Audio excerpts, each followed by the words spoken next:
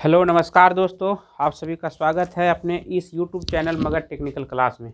जैसा कि बाबू कल संडे था, संडे का क्लास बंद था, तो आज मंडे है और आज फिर आप लोग के लिए लाए हैं डीआरडीओ के लिए, जो आप लोग के लिए बराबर ला रहे थे, जो आगामी परीक्षा में पूछा हुआ क्वेश्चन, वही प्रीवियस क्वेश्चन हर एक सेट में पूछा हुआ क्वेश्चन आपके लिए बहुत फ़ायदेमंद करेगा और रिपीटेशन क्वेश्चन बार बार आता भी है, तो देखिएगा, ये बहुत इंपॉर्टेंट होगा। और आज जो हम लाए हैं इल्यूमिनेशन चैप्टर से, इल्यूमिनेशन से 2 क्वेश्चन देता है। इल्यूमिनेशन जो प्रदीप्ति है 2 क्वेश्चन देता है बाबू, इसलिए इसको रट जाइएगा, एक क्वेश्चन जरूर रहेगा, एक क्वेश्चन इसमें से क्लियर रहेगा। ठीक है, तो आइए हम लोग शुरुआत करते हैं पहला क्वेश्चन से। क्या कहता है अर्ध तरंग दृष्टकारी की दक्षता। देखिए, एक होता है फुल वेव, उसको कहते हैं पूर्ण तरंग, एक कहते हैं हाफ वेव, उसको कहते हैं अर्ध तरंग। दोनों हम लाए क्वेश्चन, फुल वेव और अर्ध वेव, मतलब दोनों, मतलब अर्ध तरंग पूर्ण तरंग। तो अर्ध तरंग की अधिक दृष्टकारी की दक्षता क्या होता है, मतलब जिसको हम लोग कहते हैं हाफ वेव रेक्टिफायर, उसी को कहते हैं अर्ध तरंग दृष्टकारी, क्योंकि रेक्टिफायर का नाम है दृष्टकारी भी, रेक्टिफायर का नाम है रिजुकारी भी। तो दृष्टकारी यहाँ लिखा हुआ है, तो इसका कितना दक्षता होता है, तो 40.6, मतलब 40.6% होता है। दक्षता हमेशा सब चीज़ का परसेंटेज में होता है। ठीक है, और इसी का दुगना कर दीजिएगा तो हो जाएगा पूर्ण तरंग दृष्टकारी की दक्षता 41.2%। ये दोनों पॉकेट में रख लीजिएगा, एकदम याद कर लीजिएगा, ये बराबर क्वेश्चन पूछता है। हाफ वेव रेक्टिफायर का पूर्ण दक्षता और फुल वेव रेक्टिफायर का पूर्ण दक्षता। ठीक है, एक याद रखिएगा, दूसरा बन जाएगा, क्योंकि उसका दुगना है फुल वेव, तो 40 रखिए ना याद, 40 दुगना कर दीजिएगा, यानी ये गलती है, 81 हो जाएगा। ये फुल वेव का हुआ 81, 41 नहीं, 81 है, 81.2%।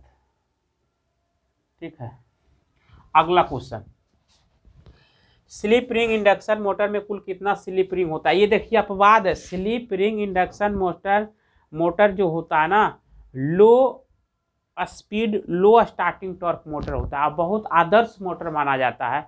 और ये एक ऐसा मोटर है जिसमें 3 स्लिप रिंग होता है, सब में तो 2 होता है, लेकिन इसमें 3 स्लिप रिंग होता है। ठीक है, तो इसलिए इसको हम पूछता है इससे कि कौन सा मोटर में 3 स्लिप रिंग होता है, तो यही स्लिप रिंग इंडक्शन मोटर में।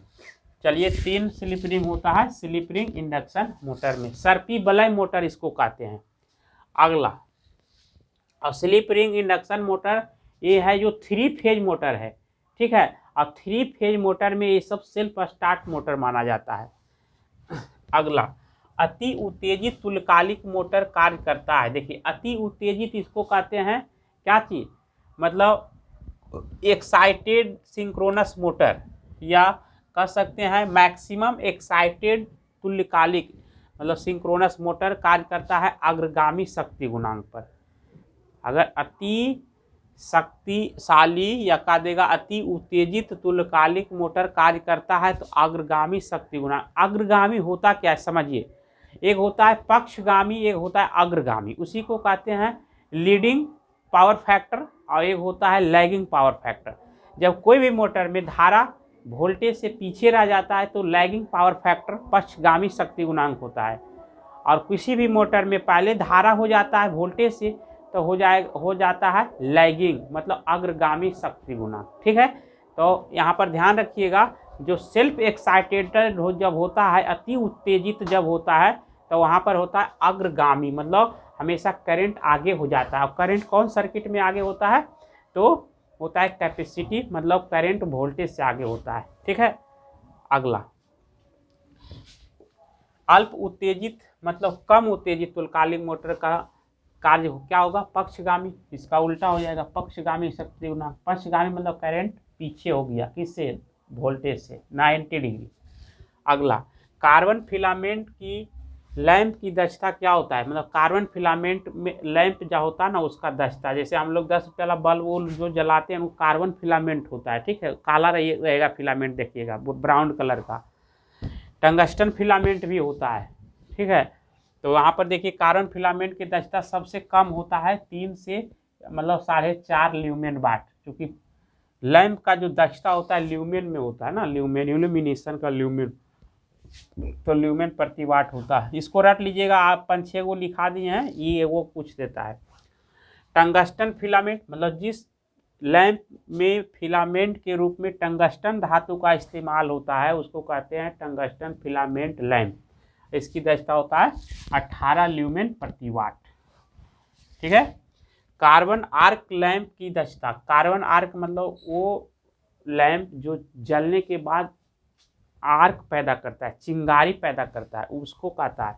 तो इसका है जो दक्षता होता है 9 से 12 ल्यूमेन प्रति वाट। कितना होता है? 9 से 12 ल्यूमेन प्रति वाट।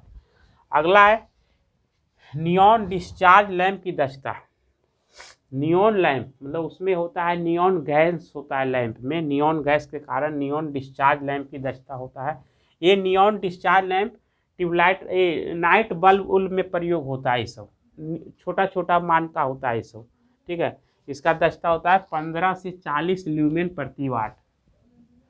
नियॉन डिस्चार्ज गैस लैंप का कितना होता है? 15 से 40 ल्यूमेन प्रति वाट। अगला है सोडियम वाष्प लैंप। देखिए ये बहुत खतरनाक लैंप है। सोडियम वाष्प लैंप बार बार पूछता है। वेपर लैंप जो होता है चौक चौराहा पर, रोड के किनारे, स्टेशन, मॉल, ये सब जगह जो होता है बड़ा बड़ा वेपर लाइट, सोडियम वाष्प लैंप होता है। कभी कभी क्वेश्चन पूछता है सोडियम वाष्प लैंप का जो शुरुआती जो होता है लाइट वो लाल होता है, लेकिन धीरे धीरे पीला होता है, पीला से फिर हो जाता है सफ़ेद हो जाता है। ठीक है। तो इसका बहुत ल्यूमेन वाट है। देखिए 101 से 175 ल्यूमेन प्रति वाट सबसे ज़्यादा सोडियम वाष्प लैंप का। कभी कभी क्वेश्चन पूछता है सोडियम वाष्प लैंप का रंग कैसा होता है जब पूर्ण रूप में जल जाता है, तो जब पूर्ण रूप से जब जलने लगता है तो उसका कलर हो जाता है पीला। मरकरी वाष्प लैंप की दक्षता कितना होता है? तो मरकरी वाष्प लैंप की दक्षता देखिए 30 से 40 ल्यूमेन प्रति वाट। कहेगा ल्यूमेन प्रति वाट क्या है? इल्यूमिनेशन का यूनिट है, मात्रक है प्रदीप्ति का। अगला है ताप दीप्त लैंप की दक्षता। ताप दीप्त मतलब हीट होने के बाद वो जलेगा, ताप दीप्त कहते हैं उसको। तो उसको हम लोग कहते हैं 8 से 40 ल्यूमेन प्रति वाट। इसका कितना होता है? 8 से 40 ल्यूमेन प्रति वाट। अब देखिए ये साइनमो पूछ देता है कभी कभी, देख लीजिएगा ये सब साइन एक नज़र से देख लीजिएगा, जितने भी इलेक्ट्रॉनिक्स साइन सिंबल है और ये इलेक्ट्रिकल दोनों साइन सिंबल देख लीजिएगा। देखिए ये है क्या, किस चीज़ का सिंबल है? तो यह है लीनियर मोटर। लीनियर मोटर और रेखीय मोटर का ये देख रहे हैं लाइन है, और ये लीनियर मोटर है लेकिन डीसी टाइप है। और ये है जो देखिए कौन मोटर है? ये मोटर है जो 3 फेज इलेक्ट्रिक मोटर है। ये 3 फेज दर्शा रहा है और 3 फेज इलेक्ट्रिक मोटर है, तो इसका मतलब है कि ये एसी मोटर है। लास्ट क्वेश्चन देखिए कूलम का नियम किसके समान होता है? देखिए क्वेश्चन पूछ लिया सेट में, कूलम का नियम किस नियम के समान होता है? तो गुरुत्वाकर्षण के नियम के समान होता है। कूलम्ब ने ही बताया था कि यानी आवेश का नियम देखिए K बराबर Q1 इंटू Q2/R।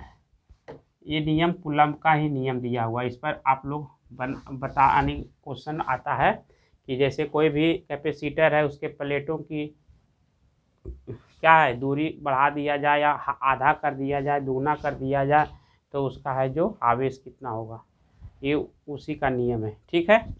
हम लोग नेक्स्ट क्लास में अब मिलेंगे, तब तक के लिए thank you, best of luck. और आप लोग अपनी तैयारी को मजबूत करते रहिए। इस महीना में आप लोग का एग्ज़ाम DRDO का पूर्ण रूपेण ले लेगा, इसलिए ज़्यादा समय नहीं है। जो तैयारी किए हैं उसको रिवीजन कीजिए और ज़्यादा से ज़्यादा है जो पढ़ने पर ध्यान दीजिए। Thank you.